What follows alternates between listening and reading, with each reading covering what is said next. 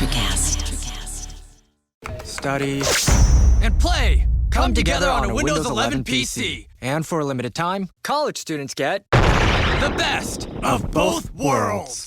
Get the Unreal College Deal. Everything you need to study and play with select Windows 11 PCs. Eligible students get a year of Microsoft 365 Premium and a year of Xbox Game Pass Ultimate with a custom color Xbox wireless controller. Learn more at windows.com/student offer. While supplies last. Ends June 30th. Terms at aka.ms/collegepc. When you need to build up your team to handle the growing chaos at work, use Indeed Sponsored Jobs. It gives your job post the boost it needs to be seen and helps reach people with the right skills, certifications, and more. Spend less time searching and more time actually interviewing candidates who check all your boxes. Listeners of this show will get a $75 sponsored job credit at Indeed.com/podcast. That's Indeed.com/podcast. Terms and conditions apply. Need a hiring hero? This is a job for Indeed Sponsored Jobs. Welcome to Her Extraordinary Life by Design, where we celebrate women who are shaping their lives one extraordinary day at a time. I'm your host, Leslie Gaudet, self-care coach for women who are ready to make self-care a priority to support them in life and business. Every week, I'll be speaking with inspiring women from various walks of life who will share their personal journeys and will discover how they have fearlessly carved their own paths as business owners, passionately pursuing their dreams and creating a meaningful impact on their communities. So let's get started. Hello, and welcome to our Extraordinary Life by Design podcast. I'm your host, Leslie Gaudet, and today I'm speaking with Maggie Marcus. Maggie is an education equity leader dedicated to expanding opportunities for multilingual learners. Her commitment began in the classroom, where she saw talented students struggle without the support they needed, a moment that inspired her career-long focus on transforming educational systems. Maggie serves as executive director of the Sullivan Family Charitable Foundation, where she leads initiatives that strengthen educational equity, empower bilingual teachers, and build partnerships that expand opportunity for underserved students. She brings more than a decade of higher education experience from the University of Maryland, where she served as a clinical assistant professor and world language program coordinator and continues to teach as an adjunct professor. Driven by the belief that every student deserves to thrive in an equitable and an inclusive environment, Maggie works to remove systemic barriers, uplift communities, and spark innovation across the education landscape. Maggie, I've been waiting for this conversation for quite some time now, so welcome to the show. Thank you, Leslie. Thanks for having me. I'm thrilled to be here. Yeah, well, first of all, thank you for saying yes, because I love what you do. I'm excited to get into it. So I'm just going to get right to the question. Yeah, please. So before we talk about the systems level work you're leading now, I would love to begin at the start. What first drew you into the education space, and how did your early experiences in the classroom shape your commitment to equity for multilingual learners? It's a great question. So I think if I think back about it, I would say a couple things. One is that my grandmother was a career-long French teacher. And then my mom studied German and spent a little bit of time as a substitute teacher. So I think I had some kind of teaching genes. And then also in my last year of high school, I got to work in a bilingual school in Framingham, Massachusetts. And that was a very interesting time in Massachusetts. It was 99, 2000, 2001. So, and right before Massachusetts would then outlaw bilingual programs as instructional models for English learners. So I think that the exposure, I really enjoyed working with kids, and also the exposure to the injustices that were happening around me on a policy level, I think just gave me a taste of wait, that's not fair. Why shouldn't these students have access to this type of education? And then, so I didn't really think I was going to be a teacher. I wanted to teach in Latin America after college. That was like my dream, my general sort of goal. And so I ended up going to Puerto Rico with an organization called Sapientis that was a similar model to Teach for America, where I worked for 2 years in the Puerto Rican public education system as a teacher, and I earned my teacher's license. And I think even there, the differences I saw in classrooms, when I taught in the south of the island, and in the middle in the mountains. And then I lived in San Juan that second year, and I tutored PSAT students. And there was such a difference between the students that I worked with in the public schools in Guayama and in Cayey versus the students that I worked with in San Juan who were at private schools. And so that was another exposure to injustices in how the public school system was not serving these children. For example, the first year, the classroom where I worked, I was a Title I Spanish teacher. And so I worked with kids who were below grade level or like right on the cusp or at risk. And the teacher I worked with would literally she would write on the board and sit and then let the kids copy. And that was all that she did. And I remember that too, being like, well, no wonder that kids are not doing well academically. It was not a great model. And so I think that too exposed me to like thinking about wanting to be an engaging teacher and wanting to show students the importance and also the interesting components of education. I felt like they were at a great disservice where they were just getting this education, like a very like what you would say in Spanish, like educación bancaria, like a banking, like where you like you deposit the information and like that's it, right? Like I really knew at that point I wanted to be able to show and to reach kids in a more innovative and effective way. Yeah, I love that. And it's funny when you were talking, well, it's not funny, but when you were talking about just about like your experience going to different places, one of the things, as I was telling you before we got on here to record, was that the owners of the place where my husband and I are currently renting, they have the unit downstairs and they have 2 children. They're all from Canada. That's where they're from. But they are Spanish, and I believe her husband might be from here. I haven't really gotten that deep into the history of them being here, but their kids, they decided to stay. So they had come for a visit, and then they decided to stay a little bit longer just because it's so cold right now back in Canada. And so they decided to enroll their kids in local school. So their kids are now being immersed into the Spanish language and to learn. And they're young. They're very young. The kids are like, I think 10 and 8. So they're young enough that they'll be able to, I believe, at least learn a little bit quicker than someone who might be, so used to language being like your English language, as an example, speaking English my whole life and not learning really another language becoming part of like my psyche, I guess. And so I love the fact that they decided not only to stay, but to actually empower their children by immersing them into school here so that they can learn the language a little bit more, because I feel like it's only going to benefit them. It's only going to make life better for them. It's even like you were talking about French. My sister-in-law, my brother, his wife is French. She's from Morocco. And they enrolled both their kids, their boys, into French immersion school. And now they're older now. They both speak fluent French as well as English, which is really, I think, such an incredible thing. So I think by being bilingual, I think it's actually benefits you more. It makes life more exciting, more interesting, and opens you up to more experiences. I mean, what do you think about that?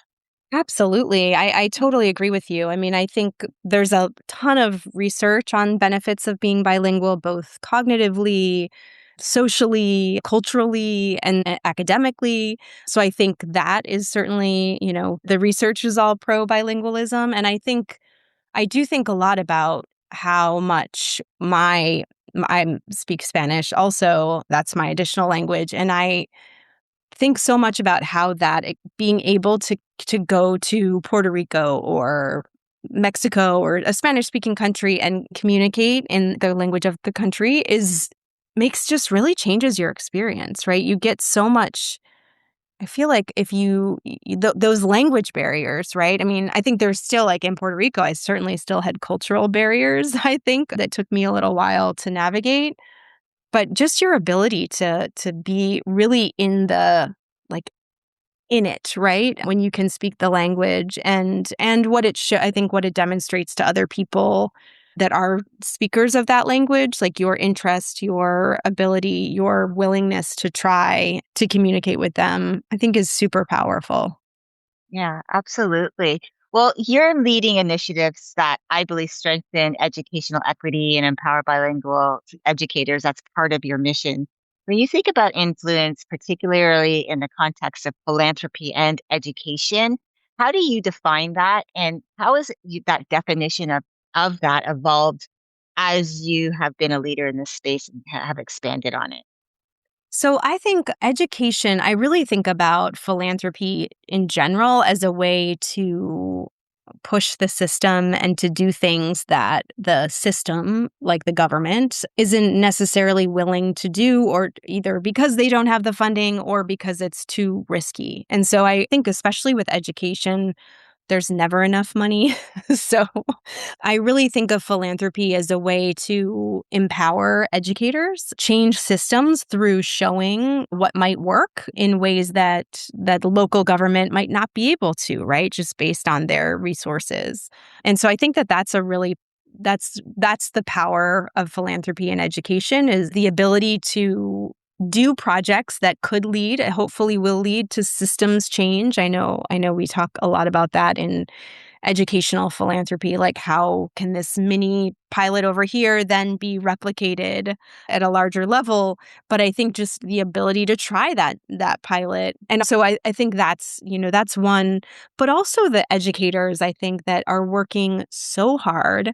They have so much on their plates. And sometimes I don't think that we as a society give them enough credit for the work that they're doing, and maybe not enough ownership of the work that they're doing. And so I think when we give them tools, whether it's professional development, it's going to a conference, it's a little bit of money, or like for, extra supplies, or it's like going out to lunch, something like, I really think that shows value and gives them some sense of like a greater sense of professionalism, and even in some ways empowerment in their positions. And I think that, that's really important. I think it's really easy for teachers these days, any teacher, let alone multilingual teachers of multilingual learners, to burn out because there's so much that we put on them.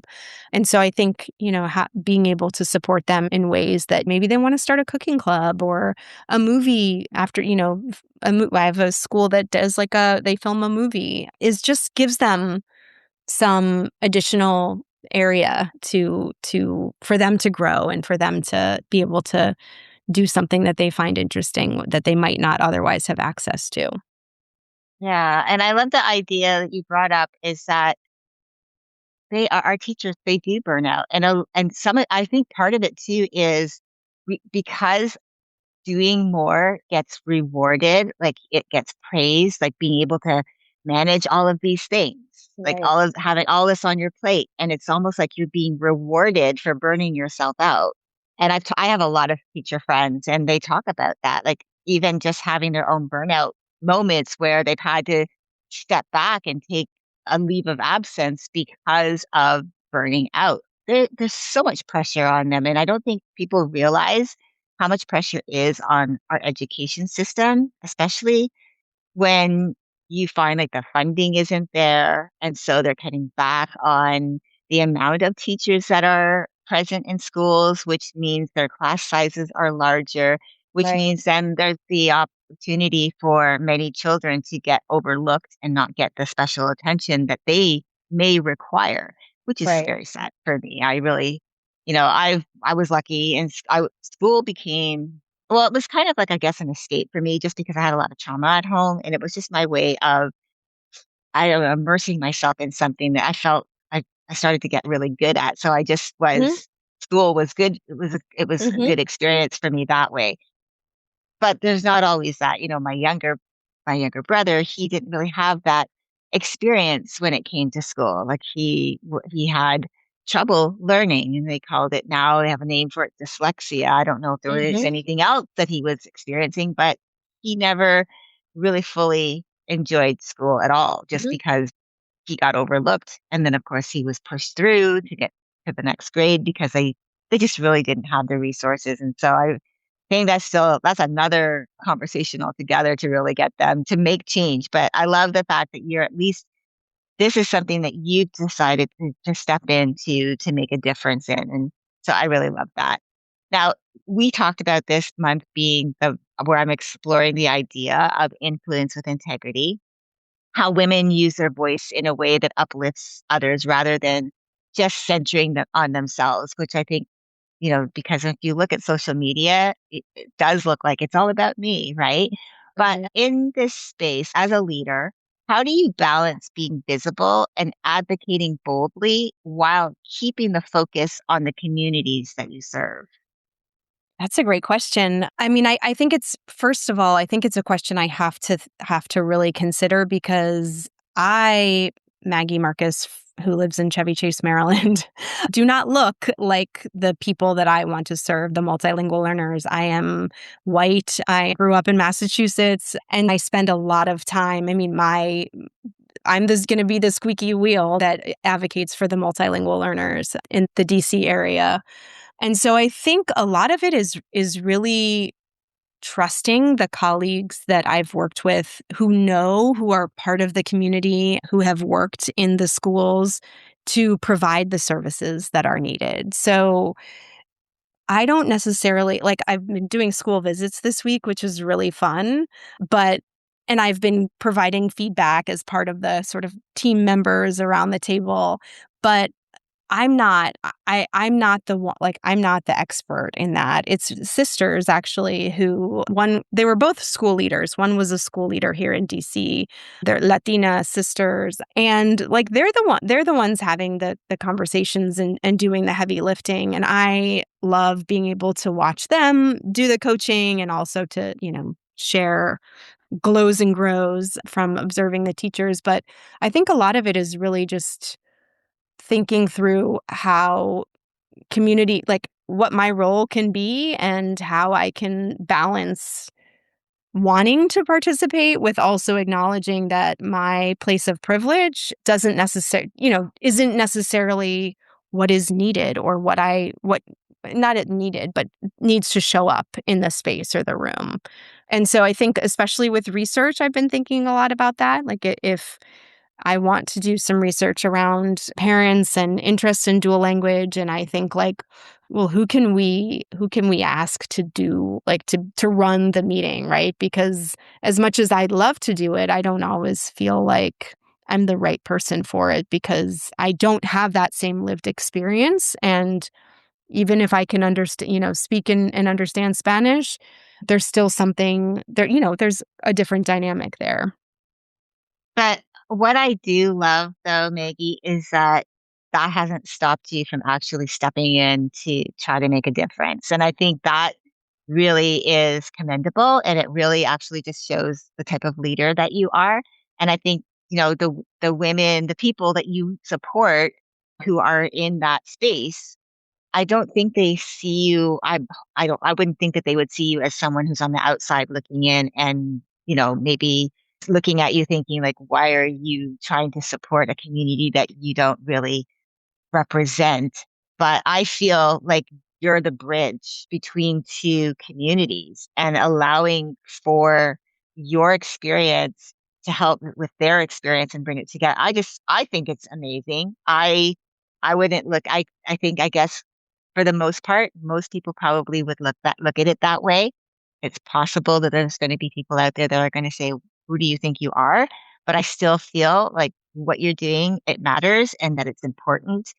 And I'm sure the people that you support feel that it's important because, listen, you are committed to helping the people that you support. You're about empowering your bilingual teachers. You are about expanding opportunity for multilingual learners, which, is very evident in the work that you do. So my follow-up question, I guess, for you is why do you think investing in bilingual educators is so critical right now, not just for students, but for the future of education as a whole?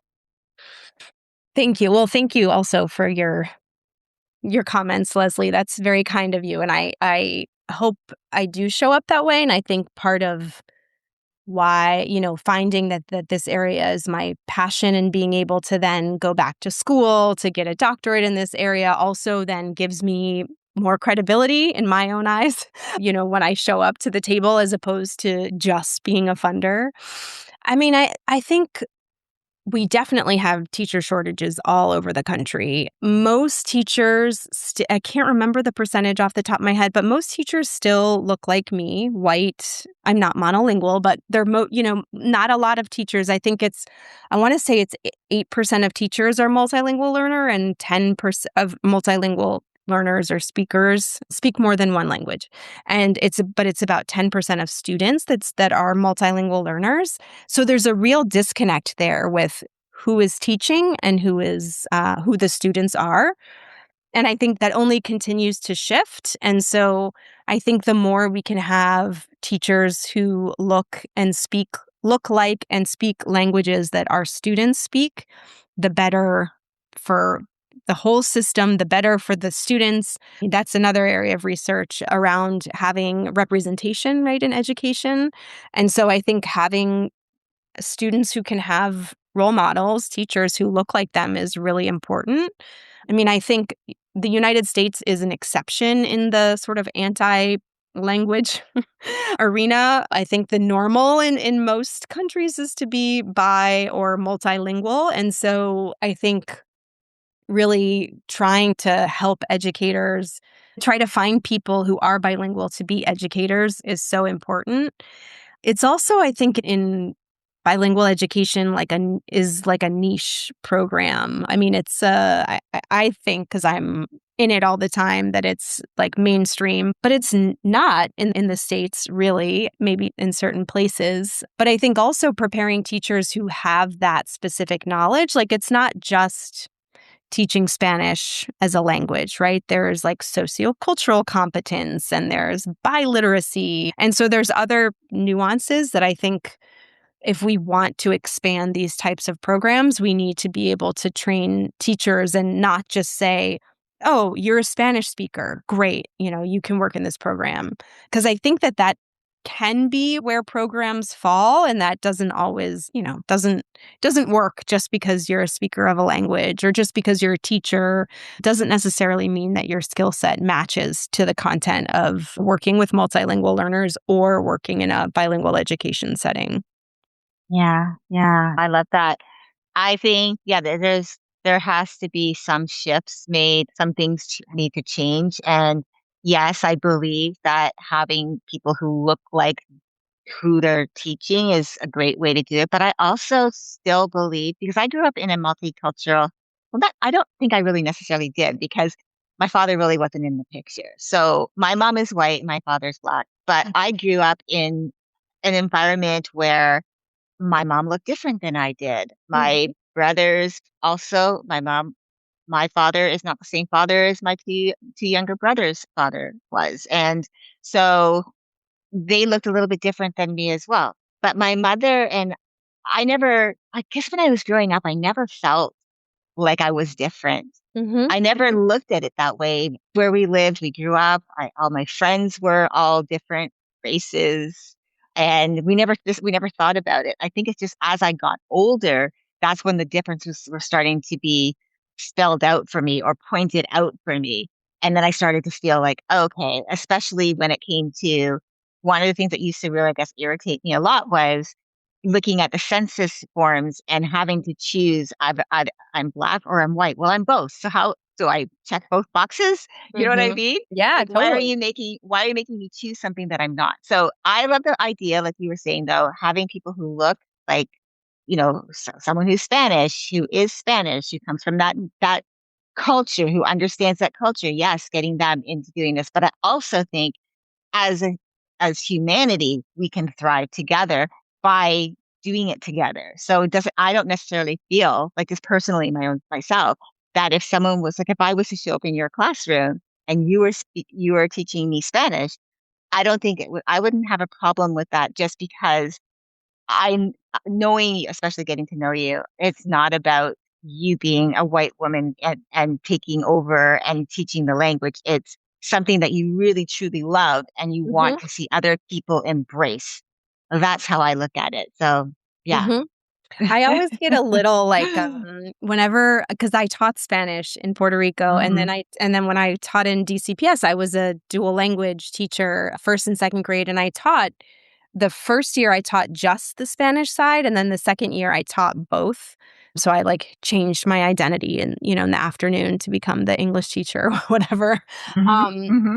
but I always, I would always be, I feel like in different settings, even at my girls' school, where they would be like, oh, we only hire native speakers. And I it would always be a little like that would always make me like bristle a little bit because I'm like, Hmm. but I'm good at Spanish and I love it. Hmm. And you like, why, but I like, I don't know. It almost feels also like, just to take into consideration the individual, right? As opposed to just this like sweeping generalization of no, non-native speakers should not teach. I think in some cases I learned grammar through Spanish. So in some case like I taught English the second year in Puerto Rico because I thought I was a native. I mean, I didn't think I was a native English speaker. I am, but I thought, oh, I can teach English. Like it's my native language. And it was terrible. I was terrible teaching English. I did not enjoy it. And I also didn't have the same reference point as I did from learning Spanish. So that it was just one of those sort of assumptions that I feel like I got to challenge in my own language teaching, and I still like to push back on today when I hear people, school leaders or communities talk about like they only hire this or that kind of person, and I'm like, Yeah. I mean, I understand, I guess, where they're coming from. They're thinking, well, yes, we want to give them the opportunities, but I think it's like, ta- don't make it about it just being for that specific thing. I think, right, again, it should be what's best for the students, but that's right, just my opinion. But yeah. right. So at the Sullivan Family Charitable Foundation, you work at the intersection of philanthropy, education, and community partnerships. So, what does it take to build partnerships that create lasting, equitable change rather than short term impact? Well, I think it takes in some cases. I mean, I am really lucky because doing work now in Washington D.C. I I was a teacher in this public school system in D.C. and so several of the people that I get to work with now in this capacity, I worked with as an educator. So I say that to show that I have a long history and deep relationships with people.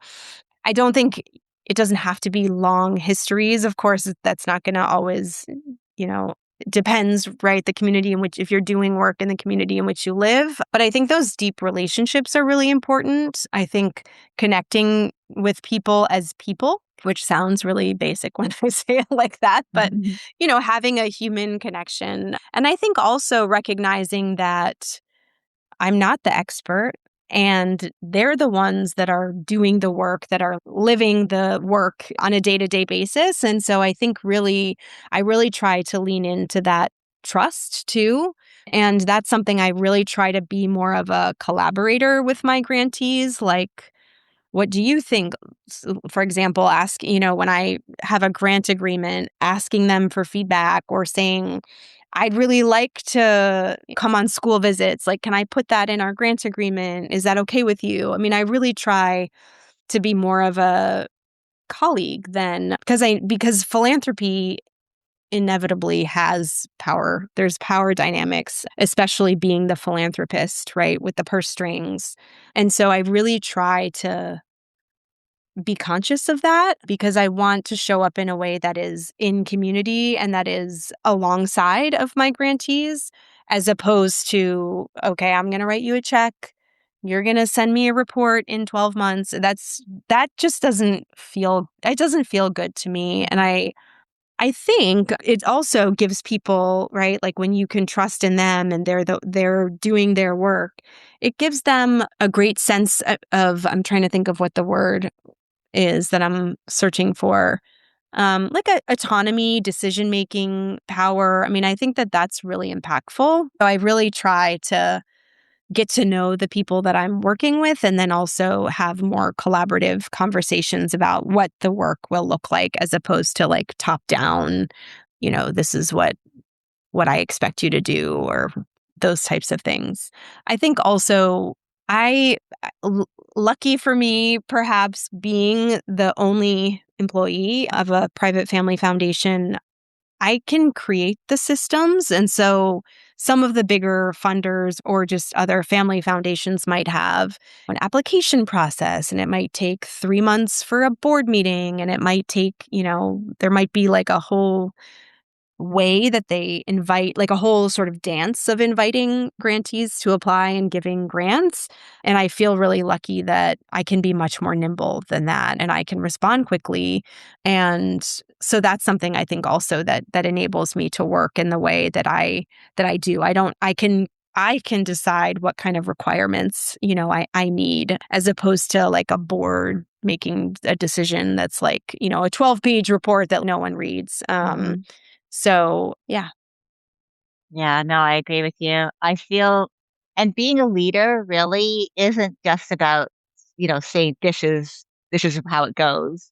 Like Right. listening to the voices around you, like what do they want? What will provide them with the best experience, and being able to step back and allow for other people's voices to actually help shape the decision, the vision. So I feel like leading change really does require a lot of patience to be really clear on your vision, but Mhm. also a level of resilience where you're able to, and I'm not talking about the type of where you have to have a thick skin. I mean, just being able to take care of yourself and having those moments for self care through just making sure that you take care of you. So, my question for you is like in those moments when progress might feel slow or barriers might feel really deeply embedded and you're trying to get through to people, what practices do you have or mindset practices help you to continue leading with conviction and have hope for the things that you're striving for? I think a few things. I mean, I think one, I'm pretty good at like, I like to be physically active. I like to go to yoga. I like to read. So I really try. I was like coloring a picture the other, the other night, like old I fashioned. love it. I was hoping one of my kids would be like, "Oh, I want to color with you," but they did not. But I really try to, because I can work. I mean, I could work all, like I can come home and I can keep working. Like I can really put a lot in, and so I really try to be conscious of that and give myself some allowances for breaks. I was in Mexico for a yoga retreat, which was really lovely. But I think the other thing I really try to think one thing is that I always or I like I like to do longer term grants. So like a 3-year grant, because I know, especially in education, nothing's going to happen in one year. And I think having worked in education too really gives me, I feel comfortable with giving a longer runway because I know how it works. I think also I enjoy the challenge. I mean, I think I have, I want DCPS. I want more dual language programs in DCPS, full stop, for multilingual learners. But it's not that straightforward. Like I can't just come in and say, okay, I think this school should expand. Like it's much more nuanced, of course, than that. And so I think part of the fun and can be frustration, but is thinking through like, well, you have to talk to stakeholders. You have to show that the programs are academically effective. You have to ensure that there's viable options and that you have teachers that are certified. There's all these pieces that go into it. And so I think where I am right now is in this sort of the start. This is our second year of our grant with DC Public Schools and is a part of a 3-year grant. And so I'm also having conversations with them about what happens after this? Like, we're doing all this professional development and really trying to establish practices at the schools. You know what my ultimate goal is. What's the next thing that's going to take us there? And so I think a lot of thinking through different aspects of the system, right? Is it advocacy? Is it support, like hosting events? Is it professional development for teachers? Just trying on different things and seeing what works, but also giving a lot of more time for these changes to take place, and also a lot of authority to the people who are in the work to say, for me to give them the place to say what works best. So is if if they think that these like professional development opportunities are going to drive academic achievement, which is going to show how amazing these programs are, great. Like, let's do that, and let's see what data we gather. Yeah, I love that. Well, I have a final question for you. If you could redefine what influence and success look like for the next generation of women leaders, especially those who are committed to advancing equity, to the educational space, especially, I think it's so important. We really need to start looking at that a little bit more closely, to just everything that you could think of when it comes to the impact that we can make on this world. What would you want them to understand? I mean, one thing, Leslie, that you bring to mind is there's a podcast that I really enjoy called The Minimalists. And they were talking, one of the hosts was talking about what success looks like in our sort of traditional view, right? The big house, the fancy car, the suit, like creating this image because that's what we're told and what we've like societally have built as success. But I think success and influence is much more quiet. I think it's like about being kind, which I laugh because it seems so basic, but I'm sure you will not be surprised to hear that that's not, people aren't always kind. And I just think like for women who, if you really want to work in equity and you want to make a difference, you need to show up in a way that's empathetic and kind. And I think then, you will be treated with kindness. And I think that that's really, if you want to, you could influence people being a total jerk. We see that plenty in our world. Mhm. But I think especially in terms of working for equity and social change, is more of the quiet, and maybe not always quiet, but the women or the leaders who are thoughtful and kind to others. I think that's important. Kindness can go such a long way, and be empathetic to somebody else I mean, you don't have to know the whole story, but Right. just to allow yourself to just step back for a minute and just say, you know what, I don't know what their life has been like. I don't know what road led them all the way to this moment. I don't know what they've gone through. And being open to the fact that we don't always know someone just because of the way they look, just maybe the way they talk. Maybe they were a certain way before and now they've changed and because of life circumstances. I always feel like it's so important to just put yourself in someone else's shoes before you actually respond to something. Because again, someone might say something that just kind of rattles you the wrong way, but it could have just been something that happened even recently or before, just maybe just started to make them feel a certain way based on an experience. Just not allowing that to shape your entire, I guess, thinking of how a person is and how a person should be treated or wants to be treated. I really feel like there's just so much room for change if we could sit at the table and just talk to each other and Yes. just say, like, this is what I've gone through. This is what I've gone through. Oh, okay. These are the types of things. And not feel like, oh, well, because I feel like I've been more privileged because of this. Well, doesn't necessarily mean that you feel that you're better. And I think Right. that's where I think a lot of people have fallen short, is that they think that, oh, because someone has privilege, they automatically think they're better. That could be so much. That's so far from the truth from so many people that are my friends that I know that I had conversations with. They don't think that way. They don't talk that way, but it's perceived. And I think that's where we need to start, is just take away like how you look at someone and you make your assumption on just the first look or the first words, but just allow a person just to get to know someone. Don't even like take someone else's word for someone's behavior Right. because that could have been a bad day.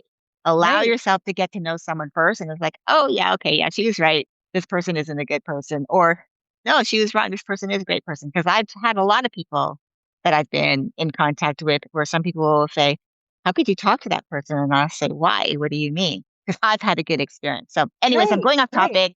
I just Right. wanted to say that I really, really appreciated you coming today and being on with me today. I'm so incredibly inspired by what you're doing, the work that you're doing.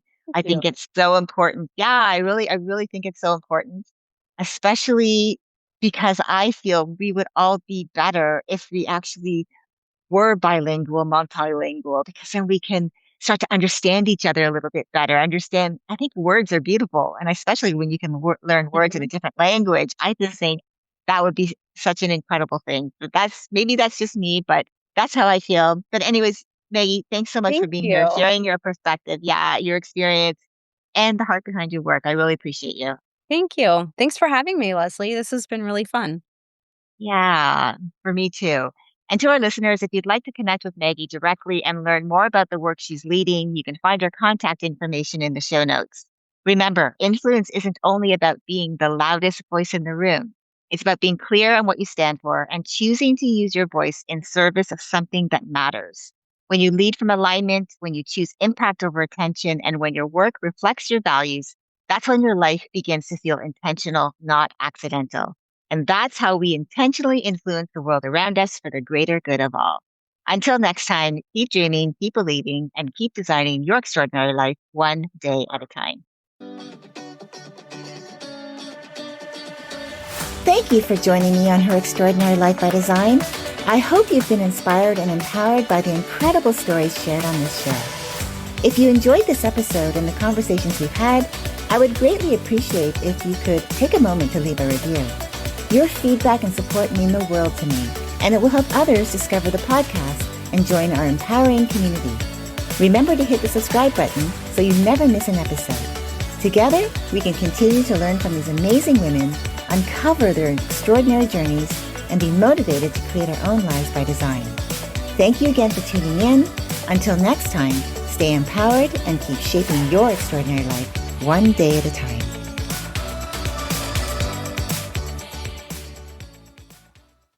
Ryan Reynolds here from Mint Mobile with a message for everyone paying big wireless way too much. Please, for the love of everything good in this world, stop. With Mint, you can get premium wireless for just $15 a month. Of course, if you enjoy overpaying, no judgments, but that's weird. Okay, one judgment. Anyway, give it a try at mintmobile.com/switch. Upfront payment of $45 for 3-month plan, equivalent to $15 per month required. Intro rate first 3 months only, then full price plan options available. Taxes and fees extra. See full terms at mintmobile.com. Hi, everyone. I'm Geraldine Glass, a leader in the field of music as medicine, and I'm excited to share with you my newest release of healing sound, Pentatonic Visions, with Chris Scholler and Electrocast Records. Immerse yourself in ethereal realms where the harmonies of nature, tribal rhythms, and soundscapes blend with the crystal singing bowls. It's out now, streaming on all platforms. Electrocast.